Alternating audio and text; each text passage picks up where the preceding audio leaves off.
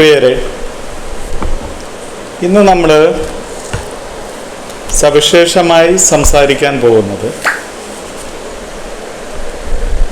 യുക്തിവാദികൾ, പ്രത്യേകിച്ച് ex Muslims എന്ന പേരിൽ അറിയപ്പെടുന്ന ആളുകൾ സമൂഹത്തിൻ്റെ മതേതര മനസ്സിലുണ്ടാക്കുന്ന വിള്ളലുകളെ കുറിച്ചാണ് ഞാൻ സംസാരിക്കുന്നത്. ഞാൻ ഇന്നലെ ജനം ടി വി, പൊതുവെ ജനം ടി വി ഞാൻ കാണാറില്ല, കാരണം ജനം ടി വി എന്നുള്ള മാത്രമല്ല, മീഡിയ വൺ ഉൾപ്പെടെയുള്ള ഏതെങ്കിലും മത സാമുദായിക ശക്തികൾ പിറകിലുള്ള ഒരു മാധ്യമവും ഞാൻ കാണാറില്ല. പക്ഷെ യാദൃശ്ചികമായി ജനം ടി വിയിൽ ഒരു ഡിസ്കഷൻ കാണാനിടയായി. അതിൽ പ്രധാനപ്പെട്ട പാനലിസ്റ്റ് യുക്തിവാദിയും എക്സ് മുസ്ലിമുമായിട്ടുള്ള ആരിഫ് ഹുസൈനാണ്. അവർ സംവദിക്കുന്ന വിഷയം മൊണാലിസയുടെ കല്യാണമാണ്. ആ സംവാദത്തിൻ്റെ ടൈറ്റില് CPM എന്താണ്, മാരേജ് ബ്യൂറോ ആണോ എന്ന രൂപത്തിലുള്ള ഒരു ടൈറ്റിലാണ്. അപ്പോൾ അതിൽ ആരിഫ് ഹുസൈൻ പറയുന്ന ഭാഗങ്ങളാണ്, അതിൻ്റെ കട്ടിങ്സാണ് ഞാൻ കണ്ടിട്ടുള്ളത്. ആരിഫ് ഹുസൈൻ പറയാണ്, മൊണാലിസ പോലെയുള്ള കുട്ടികളുടെ, അണ്ടർ ഏജ് ആയിട്ടുള്ള കുട്ടികളുടെ കല്യാണം ഇവിടെ CPM മന്ത്രിമാർ ഉൾപ്പെടെയുള്ള ആളുകളുടെ നേതൃത്വത്തിൽ നടന്നു എന്നാണ് ആരിഫ് ഹുസൈൻ്റെ ഒന്നാമത്തെ സ്റ്റേറ്റ്മെൻറ്റ് എന്ന് പറയുന്നത്. ആ സ്റ്റേറ്റ്മെൻറ്റ് അങ്ങേയറ്റം തെറ്റാണ് എന്നുള്ള കാര്യം നമുക്കെല്ലാവർക്കും അറിയാം. കാരണം അത് K-സ്മാർട്ട് വഴി ആ മാരേജ് രജിസ്റ്റർ ചെയ്യപ്പെട്ട ഒന്നാണ്. മാത്രമല്ല, ഈ പ്രശ്നത്തിൽ ആദ്യമായിട്ട് ഇടപെടുന്നത് തമ്പാനൂർ പോലീസാണ്. ആ പോലീസ് ഈ ഇരു കക്ഷികളുടെയും പ്രായം സംബന്ധിച്ച കൃത്യമായ കണക്കെടുപ്പ് നടത്തിയിട്ടുണ്ട്, വെരിഫിക്കേഷൻ നടത്തിയിട്ടുണ്ട്. അതിനുശേഷമാണ് കുട്ടിയുടെ അച്ഛനെ സ്റ്റേഷനിലേക്ക് വിളിച്ചു വരുത്തുകയും ഇവർക്ക് സ്വന്തമായിട്ട് തനിച്ച് തീരുമാനമെടുക്കാനുള്ള പ്രായമായെന്നും അപ്പം അതിനെ മാനിക്കുക അല്ലാതെ മറ്റൊന്നും ഞങ്ങൾക്ക് ചെയ്യാൻ കഴിയില്ല എന്ന് അച്ഛനെ ബോധ്യപ്പെടുത്തുകയും ചെയ്തു. എന്നിട്ടും ഈ സംഘപരിവാറിൻ്റെ വാട്സപ്പ് ഗ്രൂപ്പുകൾ പടച്ചുവിടുന്ന ഈ യുക്തികൾക്ക് ഏറ്റവും പ്രചാരം കൊടുക്കുന്ന ഒരു വിഭാഗം എന്നുള്ളത് കേരളത്തിലെ യുക്തിവാദി ഗ്രൂപ്പുകളും കൂടിയാണ്, പ്രത്യേകിച്ച് എക്സ് മുസ്ലിം ഗ്രൂപ്പുകളും കൂടിയാണ്. എന്താണ് ഈ എക്സ് മുസ്ലിംസ് സമൂഹത്തിൽ ചെലുത്തുന്ന അപകടം എന്നുള്ളത് നമ്മൾ തിരിച്ചറിയണം. കാരണം നമ്മുടെ നാട്ടിലെ ഇസ്ലാമിക് പൊളിറ്റിക്സ് ഒക്കെ ഉണ്ട്, ഇസ്ലാമിക രാഷ്ട്രീയമുണ്ട്, ഇസ്ലാമിക മതവാദം ഉള്ളിൻ്റെ ഉള്ളിൽ കൊണ്ട് നടക്കുന്നുള്ളത്. ഇതൊക്കെ എണ്ണത്തിൽ വളരെ ചുരുക്കമാണ്. ഇപ്പം ഇന്ത്യയിൽ നിന്ന് ISISലേക്ക് അല്ലെങ്കിൽ ഇസ്ലാമിക് പൊളിറ്റിക്സിൻ്റെ ഭാഗമായിട്ടുള്ള ഒരു ഇൻ്റർനാഷണൽ മൂവ്മെൻറ്റിലേക്ക് ഇന്ത്യയിൽ നിന്ന് US ഡിപ്പാർട്ട്മെൻറ്റിൻ്റെ കണക്ക് പ്രകാരം പോയിട്ടുള്ള വെറും 66 പേരാണ്. അതിൽ വെറും ഒരു ചെറിയ ശതമാനം മാത്രമാണ് കേരളത്തിൽ നിന്ന് പോയവരുള്ളത്, US ഡിപ്പാർട്ട്മെൻറ്റിൻ്റെ കണക്ക് പ്രകാരം. ഇന്ത്യൻ പോലീസിൻ്റെതും മറ്റേതായിട്ടുള്ള കണക്കുകൾ നമുക്ക് ഗൂഗിളിൽ നിന്ന് ചില അവ്യക്തമായ കണക്കുകൾ ലഭ്യമാണ്, 100 കണക്കിന് ആൾ എന്നെല്ലാം പറഞ്ഞ അവ്യക്തമായ കണക്ക്, അതിനൊന്നും വ്യക്തതയില്ല, യാതൊരു വ്യക്തതയില്ലാത്തതാണ്. അപ്പം ഇത്രയും നെഗ്ലിജിബിളായിട്ടുള്ള സംഖ്യയാണ് ISIS ജോയിൻ ചെയ്തത്. ഇന്ത്യ എന്നുള്ള മഹാരാജ്യത്തെ അല്ലെ ഇത്രയും കോടി ജനങ്ങളെ കണക്കിലെടുക്കുമ്പോൾ ഇവർ ഈ ഗ്രൂപ്പിൻ്റെ ഭാഗമായിട്ട് പോയിട്ടുള്ളത് എന്ന് നമ്മൾ ആദ്യം മനസ്സിലാക്കണം. ഇനി കേരളത്തിൽ നിന്ന് ഈ ലവ് ജിഹാദ് എന്നൊരു ആരോപണം, അതായത് മതം മാറ്റാൻ വേണ്ടി പ്രണയിക്കുക, അങ്ങനെ പ്രണയിച്ചിട്ട് ഇത്തരം മൂവ്മെൻറ്റുകളിലേക്ക് കൊണ്ടുപോകുക, അങ്ങനെയുള്ള കേസുകൾ നമ്മൾ നോക്കുക. കേരളത്തിൽ ആകെ 4 കേസാണുള്ളത്. ഒന്ന് നിമിഷ ഫാത്തിമ, 2 സോണിയ സെബാസ്റ്റ്യൻ അല്ലെങ്കിൽ ഐഷ, 3-ാമത്തെ മെറിൻ ജേക്കബ് അല്ലെങ്കിൽ മറിയം, റഫീൽ. ഇത്രയും 4 പേരാണ് ISISന്റെ ഭാഗമായിട്ട് കേരളത്തിൽ നിന്ന് പോയിട്ടുള്ളത്. 3.5 കോടി ജനങ്ങളുള്ള കേരളത്തിൽ നിന്ന് 4 ആളുകളാണ് ഇത്തരത്തിൽ പോയിട്ടുള്ളത് എന്നുള്ളതിന് നമ്മുടെ മുന്നിൽ തെളിവുകൾ, കൃത്യമായ തെളിവുകളുള്ള കേസാണ്. ഇതെല്ലാം നിയമപരമായി സ്ക്രൂട്ടനൈസ് ചെയ്ത, അല്ലെങ്കിൽ നമ്മുടെ ഹോം ഡിപ്പാർട്ട്മെൻറ്റ് സ്ക്രൂട്ടനൈസ് ചെയ്ത, അല്ലെങ്കിൽ നമ്മുടെ NIA national investigation agency scrutinise ചെയ്ത കേസുകളാണ്. അപ്പം ഇങ്ങനെയുള്ള ഒറ്റപ്പെട്ട കേസ് എടുത്തുകൊണ്ട് ഇസ്ലാമിനെ ആക്രമിക്കുക എന്നുള്ളത് ഒരു ശരിയായ സമീപനമല്ല. പ്രത്യേകിച്ച് ഇന്ത്യയിൽ ഒരു വംശീയവാദ ഗവൺമെൻറ് നിലനിൽക്കുന്ന സമയത്ത് മുസ്ലിങ്ങളെ ഇന്ത്യയിൽ എവിടെയും അറ്റാക്ക് ചെയ്യാൻ സാധ്യതയുള്ള വൾണറബിലിറ്റി ഉള്ള ഒരു വിഭാഗമായി തുടരുന്ന ഘട്ടത്തിൽ ഇത്തരം യുക്തികൾ ഇവിടെ ചാനലിൽ നിന്ന് പറയുന്നതിൻ്റെ അങ്ങേയറ്റം ദുരുദ്ദേശപരമാണ്. അല്ലെങ്കിൽ മുസ്ലിങ്ങളെ, അവരുടെ ജീവിതത്തെ, അവരുടെ വിശ്വാസത്തെ അപകടപ്പെടുത്താൻ ബോധപൂർവം സംഘപരിവാറിന് കൂട്ടുനിൽക്കുന്ന നിലപാടാണിത്. ഇതിലൊരു യുക്തിയില്ല. ഇതാണ് അതിൻ്റെ യുക്തി എന്ന് പറഞ്ഞത്. ഇവരെ എന്ത് ചെയ്യുക, സംഘപരിവാറിൻ്റെ കൊലക്കത്തിക്ക് മുന്നിൽ ഇട്ടുകൊടുക്കുക എന്നുള്ള യുക്തിയല്ലാതെ മറ്റൊരു യുക്തി ഇതിൻ്റെ പിറകിലില്ല. നിങ്ങളൊന്ന് ആലോചിക്കണേ, ഇത്രയും നെഗ്ലിജിബിളായ ഒറ്റപ്പെട്ട കേസ് എടുത്തുകൊണ്ട് അത് പർവ്വതീകരിച്ചുകൊണ്ട് ചില യുക്തികൾ നിർമ്മിക്കുക, ലവ് ജിഹാദ് എന്നുള്ള യുക്തികൾ നിർമ്മിക്കുക, അല്ലെങ്കിൽ മതത്തിലേക്കുള്ള റിക്രൂട്ട്മെന്റ് എന്നുള്ള യുക്തികൾ നിർമ്മിക്കുക. കേരളത്തിൽ എത്ര ഇന്റർഫെയ്ത്ത് മാരേജ് നടക്കുന്നുണ്ട്? കേരളത്തിൽ എത്ര കൺവേർഷൻ നടക്കുന്നുണ്ട്? ഈ കൺവേർഷനിൽ മഹാപുരുഷം 300 ചില്ലാണോ, 2024 കണക്കാണെന്ന് തോന്നുന്നു, 365 കൺവേർഷൻ.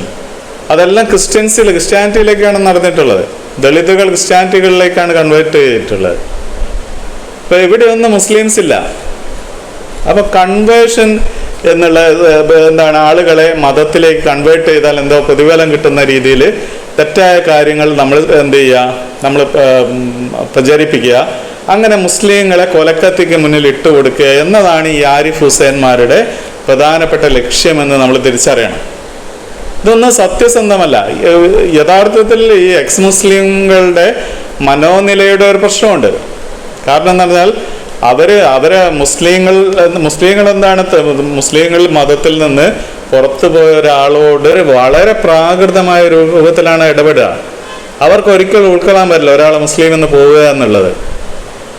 അപ്പം അത്രയും പ്രാകൃതമാണ്. മാത്രമല്ല അവൻ്റെ വിശ്വാസത്തെ ചോദ്യം ചെയ്യുക എന്നുള്ളത് അവിടെയും ഇപ്പം ജോസഫ് മാഷെ കൈവെട്ടുന്ന സംഭവം വരെ നമുക്കറിയാം. ഇവർ പ്രാകൃതപരമായിട്ടാണ് ഇടപെടുക. ഈ പ്രാകൃതത്വം തന്നെയാണ് ഒരു തരത്തിൽ എന്താണ് ഇത്തരം എക്സ് മുസ്ലിം അപകടകാരികളെ നിർമ്മിക്കുന്നത്. ഇപ്പൊ ഇവർക്ക് പങ്കില്ല എന്നല്ല ഞാൻ പറഞ്ഞത്, ഇവർക്ക് പങ്കുണ്ട്, കൃത്യമായ പങ്കുണ്ട്. ഈ മത റാഡിക്കലുകൾക്ക് ആരിഫ് ഹുസൈൻമാരെ നിർമ്മിക്കുന്നതിൽ കൃത്യമായ പങ്കുണ്ട്.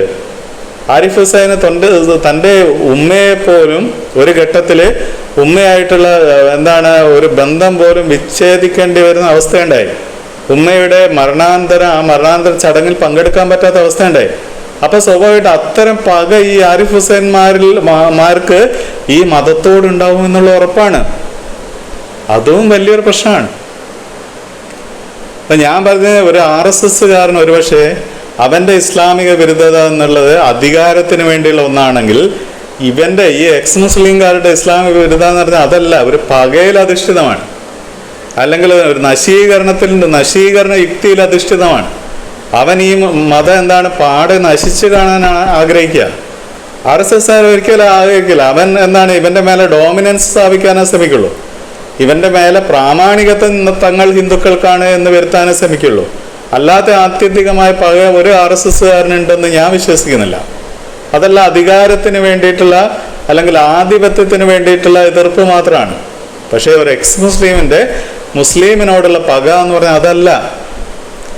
അതുകൊണ്ടാണ് ഈ ആരിഫ് ഹുസൈൻമാർ ഉണ്ടാക്കുന്ന അപകടം എന്നുള്ളത് മുസ്ലിങ്ങളെ രാജ്യവ്യാപകമായിട്ട് കൊലക്കത്തിക്ക് മുന്നിൽ എറിഞ്ഞു കൊടുക്കാൻ പാകത്തിലുള്ളതാണെന്ന് ഞാൻ പറയുന്നത്. അപ്പം കുറച്ചുകൂടിയും ജനാധിപത്യ ബോധം കാണിക്കണം ഏത് മതക്കാരായാലും. അത് ഇസ്ലാം മതം മാത്രമല്ല, ഏത് മതക്കാരായാലും. ഇപ്പൊ കാസ പോലുള്ള പ്രസ്ഥാനങ്ങൾ ക്രിസ്തീയ പശ്ചാത്തലത്തിൽ നിന്ന് ഉണ്ടാകുന്നുണ്ട്. ഒരു ഭീകരവാദ പ്രസ്ഥാനമാണ് കാസ എന്നുള്ളത്. അപ്പോൾ ഏത് മതം വിട്ടവനോട് കുറച്ചുകൂടി സൗമ്യമായിട്ട് സംവദിക്കാൻ കഴിയണം. പ്രത്യേകിച്ച് ഇന്ത്യ പോലുള്ള ഒരു ജനാധിപത്യ ബഹുസ്വര രാജ്യത്തിൽ അതിന് കഴിഞ്ഞേ പറ്റുള്ളൂ. നിങ്ങൾക്ക് ആരോഗ്യപരമായ ഒരു സഹവർത്തിത്വം ഇന്ത്യയിൽ സാധ്യമാകണമെങ്കിൽ നിങ്ങളത് ചെയ്തേ പറ്റുള്ളൂ. നിങ്ങളൊരു ക്വസ്റ്റ്യൻ പേപ്പറിൽ ഒരു ചോദ്യം ഇട്ട് കഴിഞ്ഞാൽ ആ ചോദ്യം തങ്ങളുടെ മതവിശ്വാസത്തിന് എതിരാണെന്ന് പറഞ്ഞിട്ട് ഒരാൾ കൈവെട്ടുക, അതേപോലെ ഒരാൾ മതം വിട്ട് എന്ന് പറഞ്ഞിട്ട് അയാൾ എന്ത് ചെയ്യുക, അയാൾ നിരന്തരം പിന്തുടർന്ന് ആക്രമിക്കുക. ഇതെല്ലാം ആത്യന്തികമായി നിങ്ങളുടെ നിലനിൽപ്പിനെയാണ് അപകടപ്പെടുത്തുന്നത്. നിങ്ങൾക്കെതിരെയുള്ള സാമൂഹിക യുക്തികൾ നിർമ്മിക്കാനാണ് ഇതെല്ലാം പാശ്ചാത്തലമൊരുക്കുന്നത്. ഈ ആരിഫ് ഹുസൈൻമാരെ നിർമ്മിക്കാനാണ് ഇതെല്ലാം പാശ്ചാത്തലമൊരുക്കുന്നത്. ഇത് എപ്പോഴാണ് നിങ്ങൾ തിരിച്ചറിയുക? മൈനോറിറ്റി അവകാശങ്ങളെ കുറിച്ച് വാദവരോട് സംസാരിക്കുന്ന ആൾക്കാർ ഇത്തരം അപകടങ്ങളെ എപ്പോഴാണ് തിരിച്ചറിയുക? ഇത് വലിയ അപകടമാണ്. ആരിഫ് ഹുസൈൻമാരെന്ന് പറഞ്ഞാൽ സ്വാഭാവികമായിട്ട് എക്സ് മുസ്ലിങ്ങൾ എന്ന് പറഞ്ഞാൽ എന്താണ്? സ്വാഭാവികമായിട്ട് ഈ ഒരു ബഹുസ്വര സമൂഹത്തില് മതങ്ങളുടെ സ്വാഭാവിക സഹവർത്തത്തിനെ അപകടപ്പെടുത്തുന്ന ആൾക്കാരാണ്. അവർ കൊണ്ടുവരുന്ന യുക്തികൾ എന്ന് പറഞ്ഞാൽ ഒറ്റപ്പെട്ട യുക്തികളാണ്. അത് സാമാന്യവൽക്കരിക്കുകയാണ് ചെയ്യുന്നത്. പക്ഷെ എന്താണ്, ഒരു വംശീയ ഭരണകൂടത്തിനോ അല്ലെങ്കിൽ ഒരു വംശീയ രാഷ്ട്രീയ കക്ഷിക്കോ ഈ ഡാറ്റ ഉപയോഗിക്കാൻ കഴിയും. ഈ എതിർപ്പുകളെ ചാനലൈസ് ചെയ്യാൻ കഴിയും. ആ ചാനലൈസ് ചെയ്യുന്നത് വലിയ അപകടത്തിലേക്ക് നയിക്കുന്ന ഒന്നാണ്. അപ്പൊ ഞാൻ പറഞ്ഞു വന്നത്, ഇത്തരം യുക്തിവാദികളും എക്സ് മുസ്ലിംമാരും അതേപോലെ മതത്തിലെ റാഡിക്കലിസ്റ്റുകളും ഒരേ പണിയാണ് എടുത്തുകൊണ്ടിരിക്കുന്നത്. നമ്മുടെ മതേതര സമൂഹത്തിൻ്റെ മുന്നോട്ട് പോകലിനെ അപകടപ്പെടുത്താനുള്ള സർവ്വവിധ പണിയാണ് ഇവരെടുത്തുകൊണ്ടിരിക്കുന്നത്. ഇത് ഇന്ന് ഉത്തരേന്ത്യയിലാണ് ഇതിൻ്റെ വിളവെടുപ്പ് കാലമെങ്കിൽ നാളെ അത് ദക്ഷിണേന്ത്യയിലും സംഭവിച്ചുകൂടായികയില്ല. നമ്മൾ വലിയ വാചകത്തിൽ പറയുമെങ്കിലും ഇത് നാളെ നമ്മുടെ കേരളത്തിലും സംഭവിച്ചുകൂടായികയില്ല. അത് തിരിച്ചറിയപ്പെടണം. അത് മതത്തിലുള്ള സാമാന്യ മതവിശ്വാസികളുടെ ഉത്തരവാദിത്തമാണ്. ഒരു മതത്തിൽ നിന്ന് പുറത്തു പോയ ഒരാളോട് മാന്യത കാണിക്കുക എന്നുള്ളത്, അയാളോട് സർഗാത്മകമായി സംവദിക്കുക എന്നുള്ളത്. നേരെ തിരിച്ചും ഒരു മതത്തിൽ നിന്ന് പോയ ആൾക്ക് മതത്തിനോട് എന്ത് ചെയ്യണം? സർഗാത്മകമായി സംവദിക്കാനുള്ള മനസ്സുണ്ടാവണം. ആ മ്യൂച്വലിസം ഉണ്ടാവണം. ആ മ്യൂച്വലിസം ഉണ്ടാവണമെങ്കിൽ അത് ആരോഗ്യപ്രദമായ ബന്ധമായിരിക്കണം. അല്ലാത്ത പക്ഷം എന്താണ്? ഇതെല്ലാം പ്രതിലോമകരമായിരിക്കും, നശീകരണ സ്വഭാവമുള്ളതായിരിക്കും, നമ്മുടെ ബഹുസ്വരതയെ തകർക്കുന്നതായിരിക്കും, നമ്മുടെ ഭാവി അപകടപ്പെടുത്തുന്നതായിരിക്കും.